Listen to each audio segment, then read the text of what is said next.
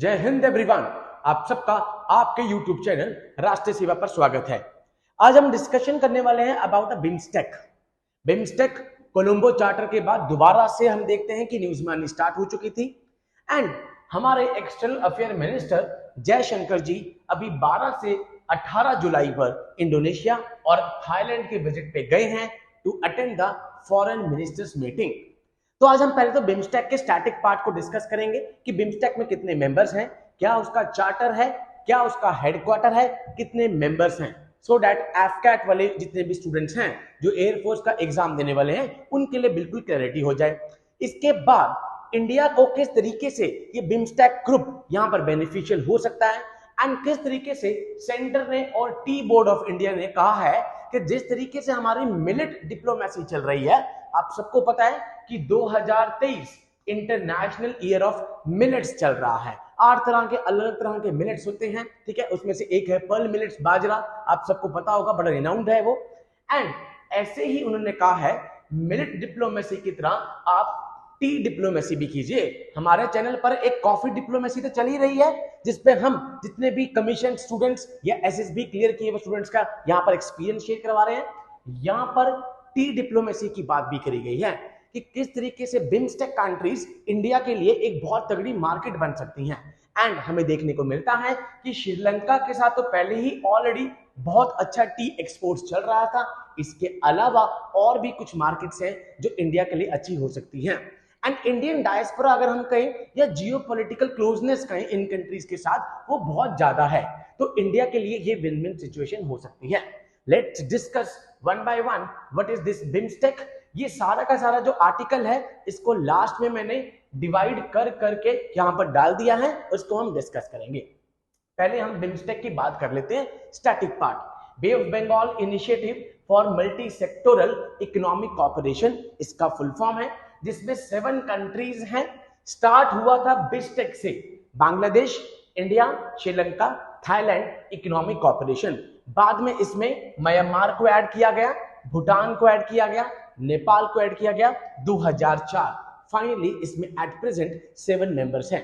BIMSTEC का अगर मैं हेडक्वार्टर की बात करूं तो ढाका में इसका हेडक्वार्टर है, that is in the Bangladesh. Clear. अगर इन 4 कंट्रीज की हम बात करें तो थाईलैंड के बारे में हम पहले डिस्कस कर चुके हैं कि India is sandwiched between 2 largest opium producing regions.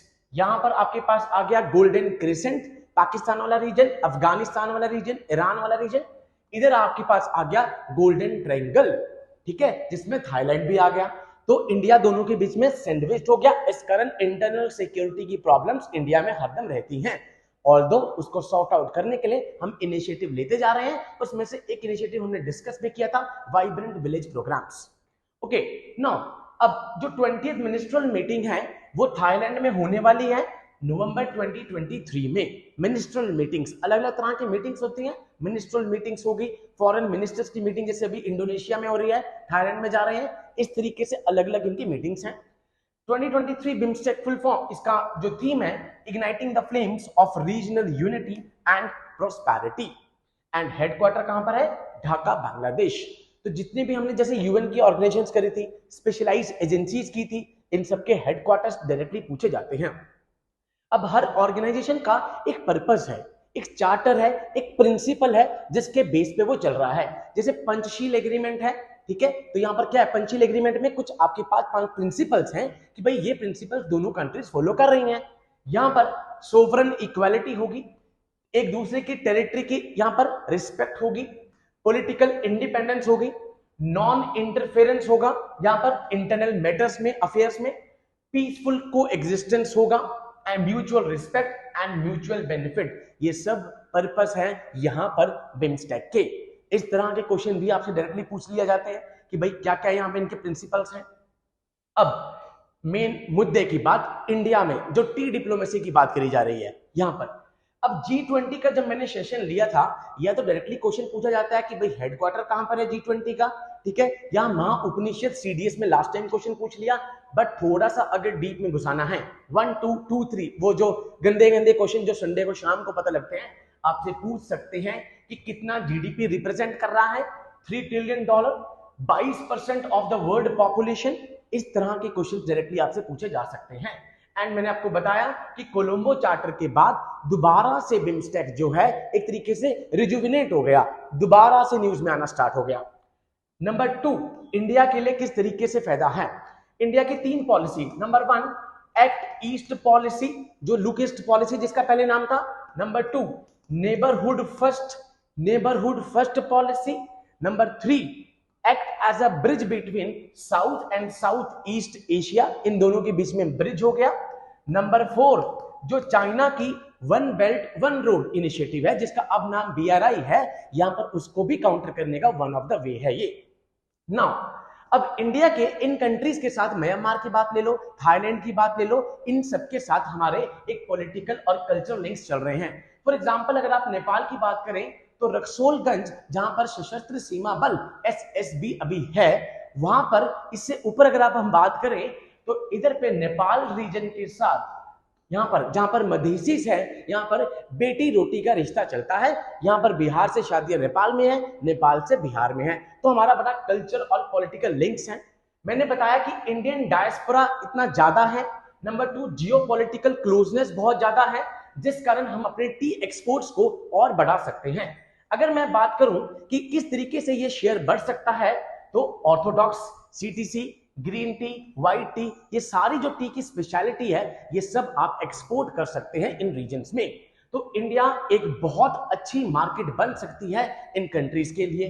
अब भाई क्या क्या चीजें हैं, बांग्लादेश, म्यांमार, थाईलैंड, BMT, ये बहुत अच्छी मार्केट बन सकती है इंडियन टी के लिए। श्रीलंका ऑलरेडी है। अब क्या रीजंस हैं कि जो इंडिया मार्केट अच्छी बन सकती है? Easy logistics for the geopolitical closeness है। Number 2, adoption of cross border e-commerce. Number 2 reason, large number of Indian diaspora. Number 3, यहां पर benefit of T.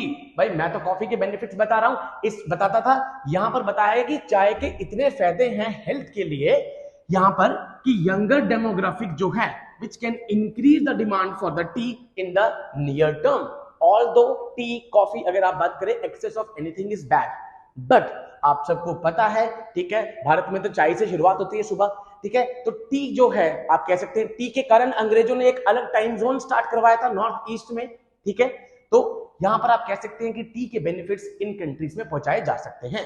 Now next one, अब इंडिया किस तरीके से ये टारगेट को अचीव कर सकती है? नंबर 1, सरकार ने और टी बोर्ड ऑफ इंडिया ने, अब अगर मैं पॉलिटी का एंगल लेकर आऊं, tea board of India that is a statutory body.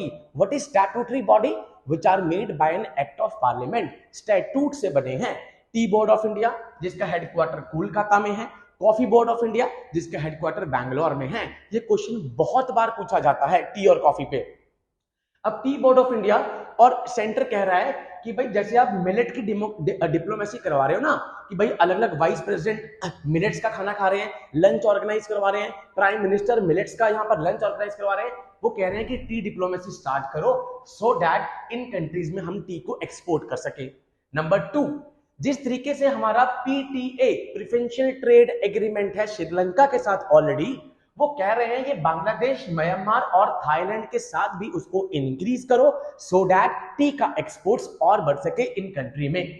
If this can be achieved, only Bangladesh can provide big opportunities for Indian T. Indian T के लिए बहुत बड़ी मार्केट है Bangladesh. Just few years back Bangladesh used to import 10 to 12 million kg, इतना चाय लेते थे बांग्लादेश, जो कि अब बिलो 1 मिलियन केजी हो गया।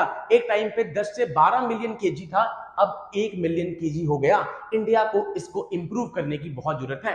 क्वाइट ऑब्वियस है, एक्सपोर्ट हमारा बढ़ेगा उतना ही अच्छा होगा लोकल लोगों के लिए भी और कंट्री के लिए भी।